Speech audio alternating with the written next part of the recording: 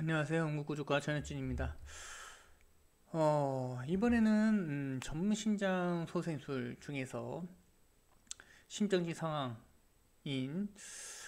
무매성 정기활동 치료와 관련된 내용들을 살펴볼까 하는데요.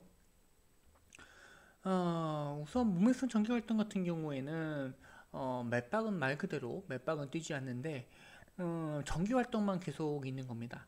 그러니까 어떻게 보게 된 정기 활동과 일반적으로 심장 같은 경우에 정기 활동이 있을 경우에 이 정기 활동에 맞춰서 심장 근육이 수축을 해야 되는 건데 이 정기 활동과 이 심장 수축에 해이가 일어났다.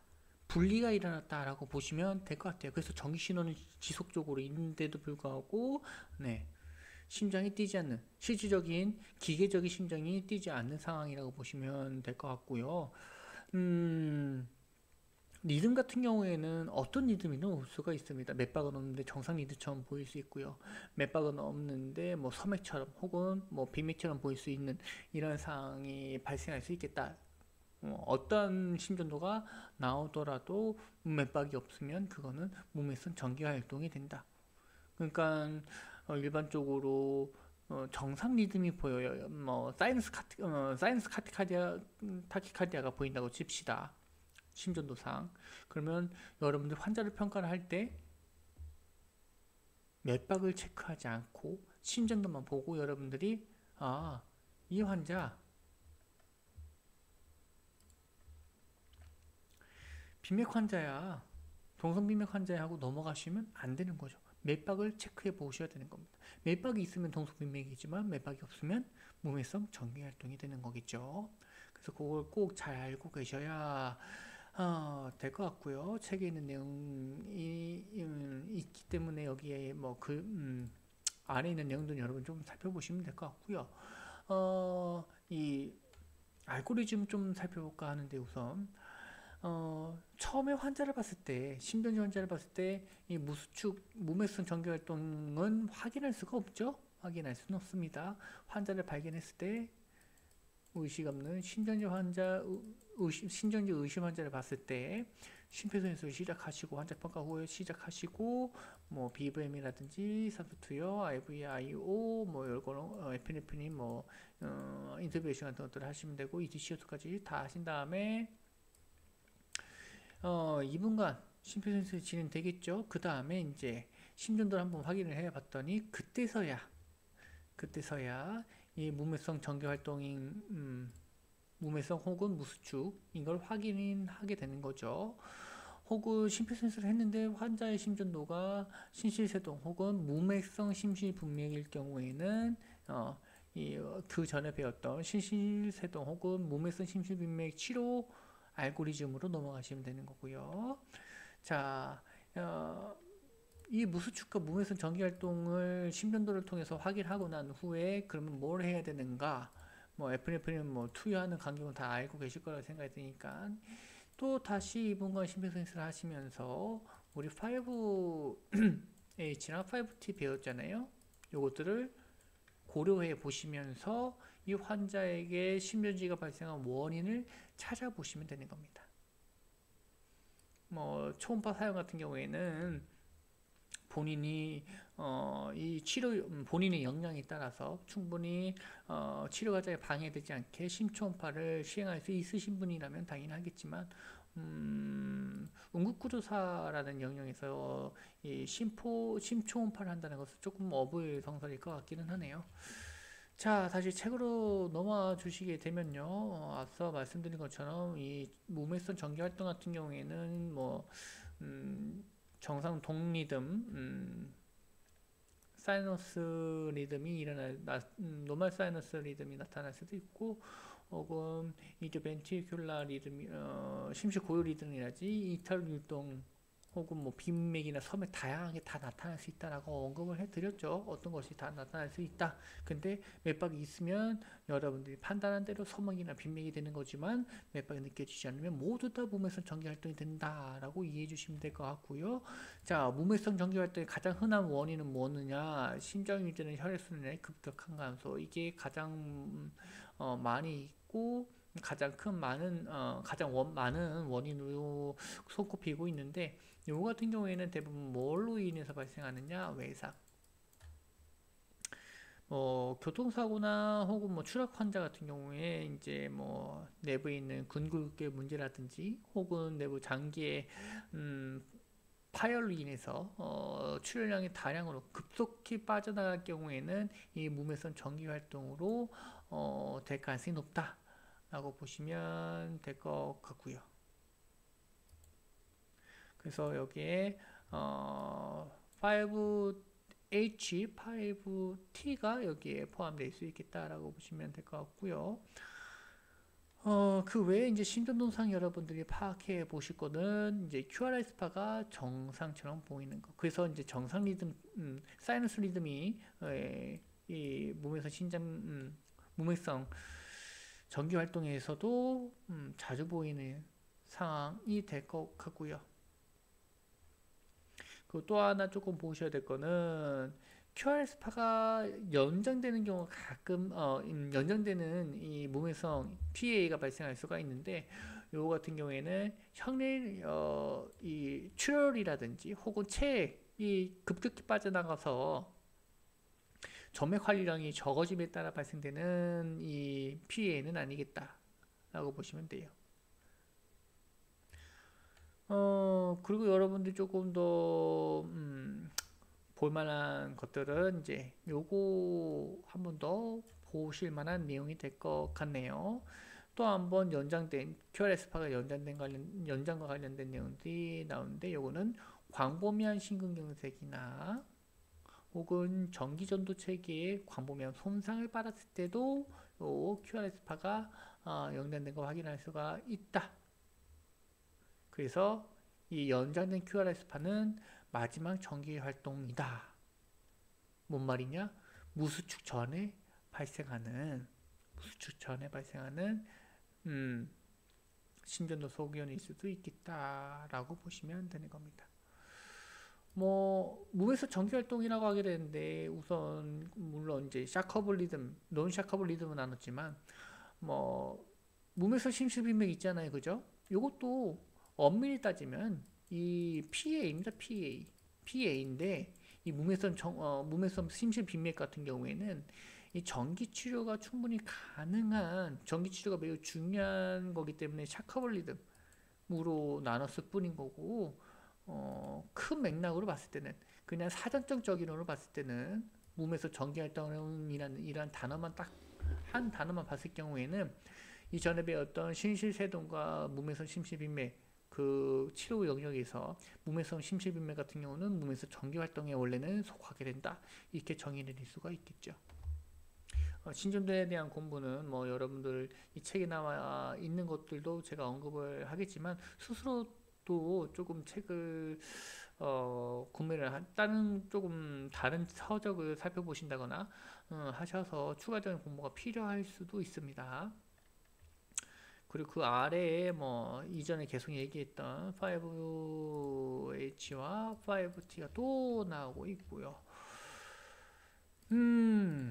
치료와 관련된 내용이 있는데, 이제 이 무수축 혹은 이제 몸에서 전기 활동이 발생한 원인을 찾는 것이 가장 중요하겠다라고 보시면 될 것 같고, 얘는 이 논 샤커블 리듬이기 때문에, 샥을 주지 않는 리듬이기 때문에 뭐가 필요하냐?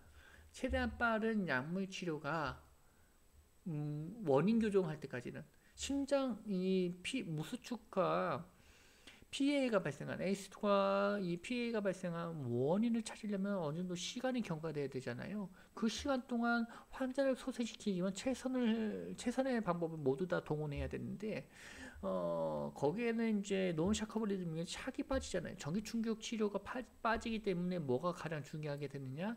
약물 치료가 가장 중요하게 된다라고 이해해 주시면 될 것 같고, 뭐 바소프레신의 사용은 뭐 이전과 동일하기 때문에 특별하게 설명하지 않고요.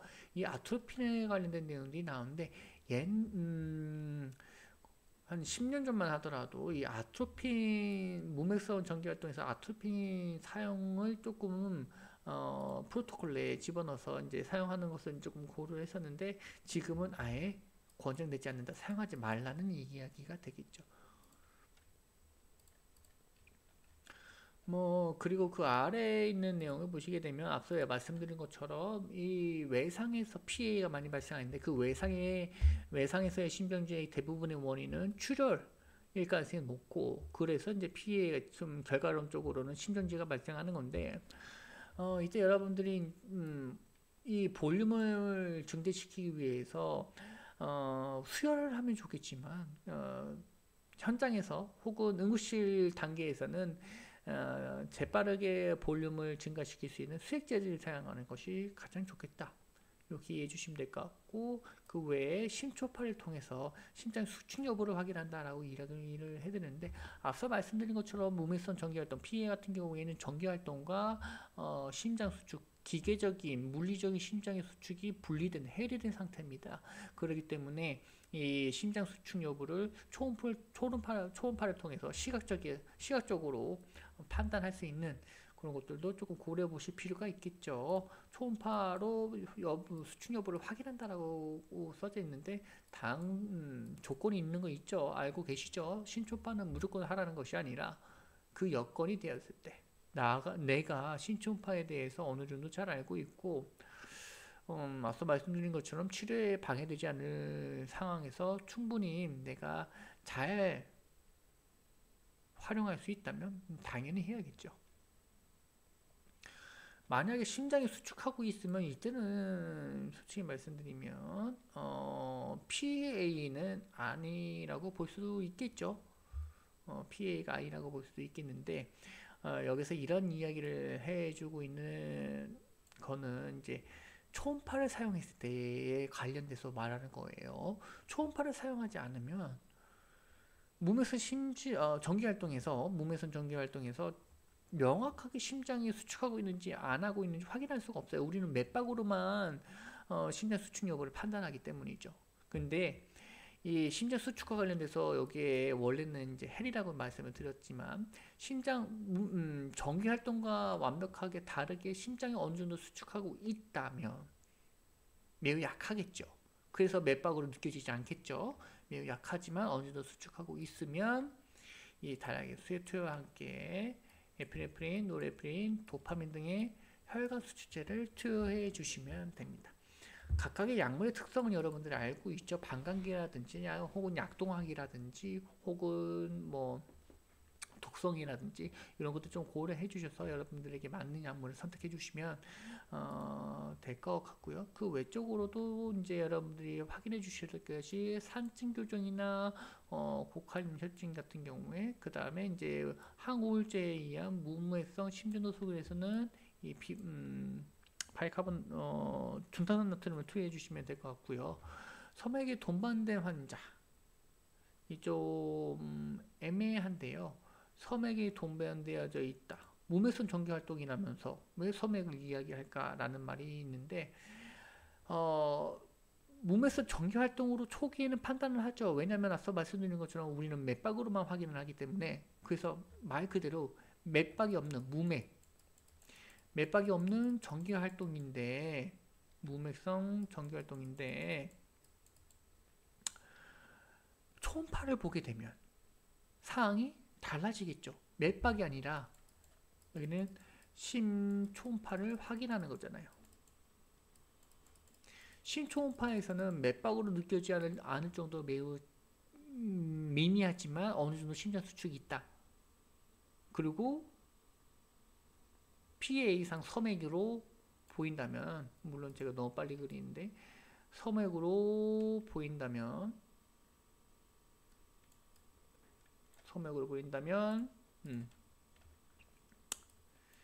TCP를 경피 심장 박돌 조율을 시도할 수도 있겠죠. 근데 솔직히 말씀드리면 요때는요, 심장을 수축하고 있으면 이거는 이제 심정지는 아닙니다. 그죠? 물론 그 심장 수축, 심박출량이 매우 미약하다면 이건 심정지처럼 처치를 하겠지만, 제가 확인을 했을 때는 제가 지금 판단한 내용으로서는 여기서 이야기하는 거는 이제 심장 수축이 어느 정도, 심박출량이 어느 정도 유지되었을 때 요걸 하라는 소리가 되겠죠.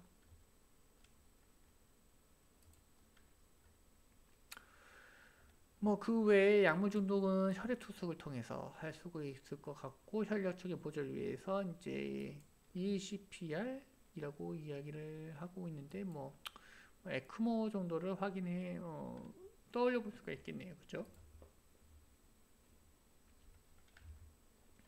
그래서 이때는 여기서부터는요 실질적인 가슴 압박은 일어나지 않는다라고 이해해 주셔야 될 것 같아요. 좀 헷갈릴 수가 있을 것 같긴 한데 어쨌든 간에 요 조금 기억해 주셔야 될 것 같고 자 이제 무수축과 관련된 내용들을 진행해 볼까 하는데 무수축 같은 경우에는 두 가지 경우가 있어요. 이전에도 전 시간에도 설명을 해드렸던 것 같기는 한데 원래 심전지가 발생했을 때는 심실세동이었는데 시간이 너무나 지연돼서 전기 활동도 감소가 되고 그래서 이게 전기 활동이 없어지는 경우 이런 경우가 있고요.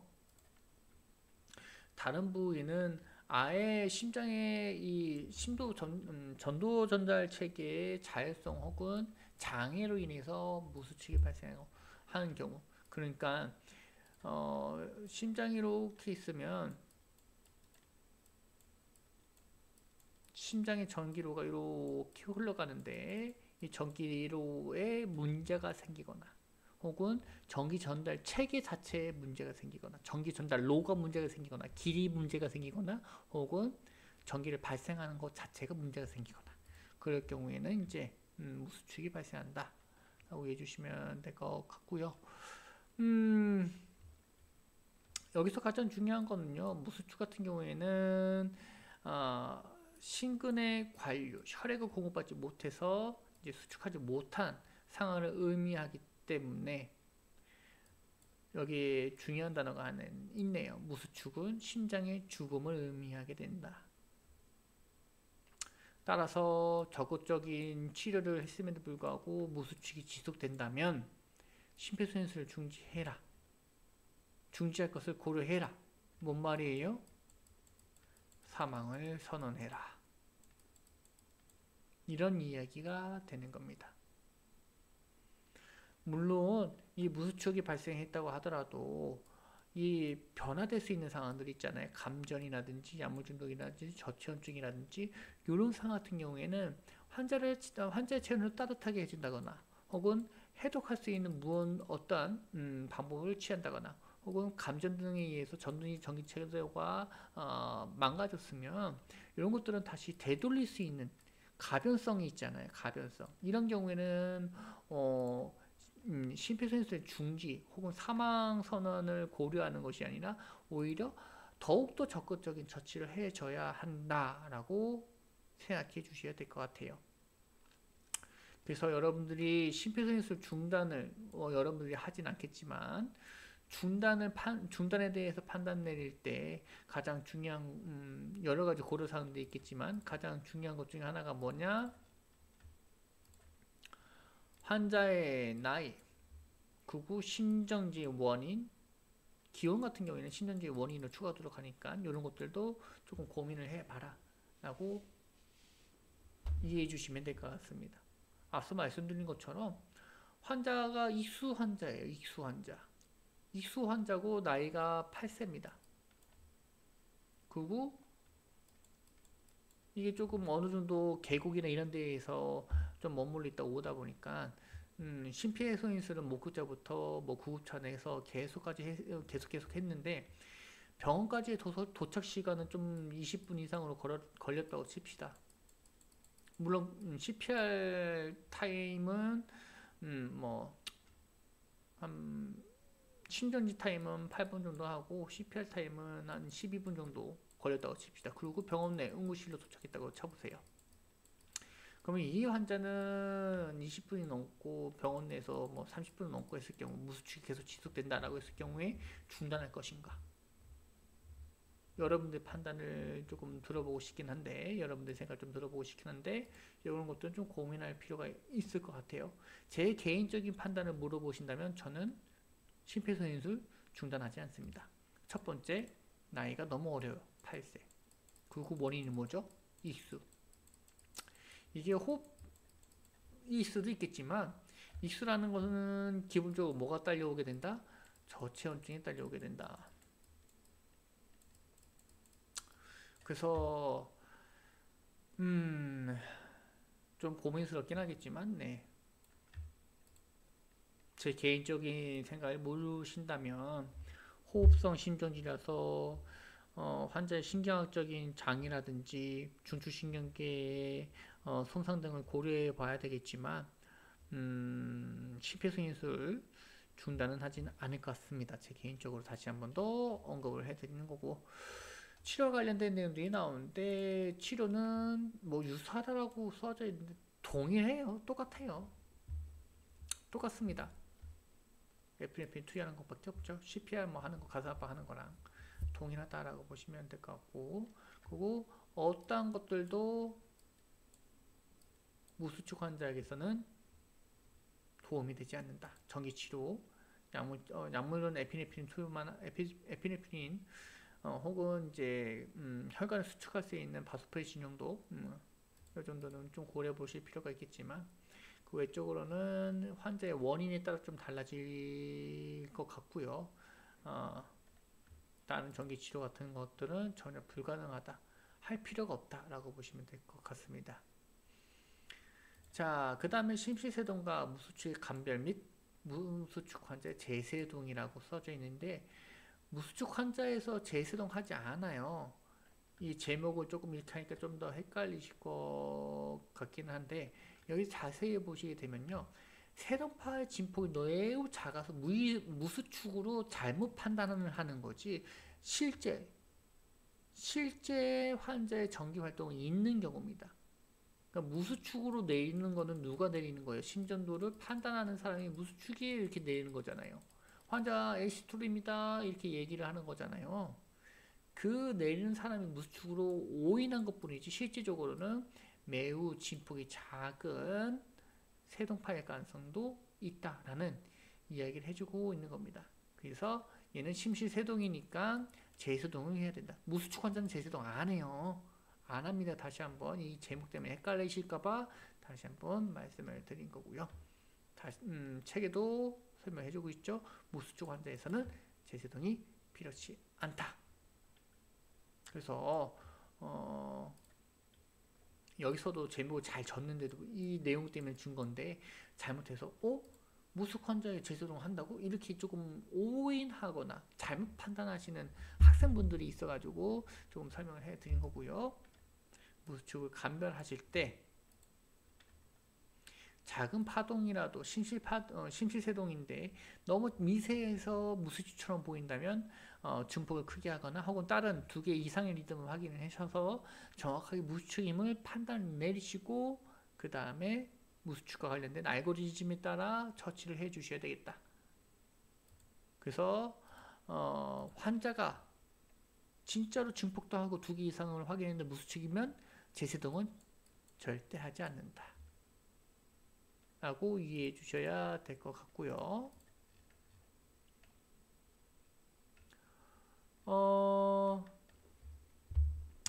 그 다음에 이제 재세동 자체가 무수축을 오히려 악화시킨다라는 이야기들이 있기 때문에 여기 써져 있는 것처럼 생각보다 엄청난 에너지잖아요. 200줄이라는 전기 에너지 양은요. 그래서 아시다시피 재세동을 가하게 되면 이렇게 쭉 신전도상 전기가 쭉 올라갔다가 이렇게 됐다가 다시 심시세동이 되거나 혹은 쭉 올라갔다가 내려오면서 정상 리듬처럼 보이거나 정상 리듬은 되돌아오거나 뭐 이런 경우가 있겠죠. 이렇게 쭉 올라간 이유는 뭐냐? 이 EKG상 측정할 수 없을 정도로 그래프상 눈으로 시각적으로 표현할 수 없을 정도로 강한 전기 에너지가 발생했기 때문에 그래프가 밑도 끝도 없이 올라가는 거예요. 물론 미스는 안 되고 위로 올라간 거겠지 하겠지만요. 이게 큰 에너지가 발생하다 보니까 이 근육이 잠시 멈춰버리게 됩니다. 가뜩이나 무수축 때문에 전기 활동이 거의 없는데 심장이 죽음 상태라고 이야기를 했잖아요. 멈춰 있는데 재수동가에서 이 전기 활동을 아예 전기 활동부터 해서 아예 이제 싹 다 기절시켜 보니까 움직임 자체를 뭐 없애버리게 하니까 더더 좋지 않다라는 얘기를 해주고 있는 거고, 그다음에 뭐 부교감 신경의 작용을 증가시킨다라는 이야기가 있어서, 이거 부교감 신경의 작용을 하게 되면 전기 그 반응도나 혹은 활성도를 낮추게 되는 거잖아요. 그래서 이것 또한 무수칙을 지속시키거나 혹은 이 무수칙을 악화시키는 상황이 될 수밖에 없겠다라는 점 기억해 주시면 될 것 같고, 그 다음에 또 이것 또한 뭐 부정적인 이야기를 해주고 있죠. 그래서 무수칙과 관련된 무수칙이 발견되면 그냥 결과론적으로 얘기를 합시다. 무수칙이 발견되면 재세동하지 마세요. 심전도 판단에 관련된 내용들은 여러분 잘 알고 계실 거라고 생각이 되기 때문에 언급하지 않고, 자, 오늘은 여기까지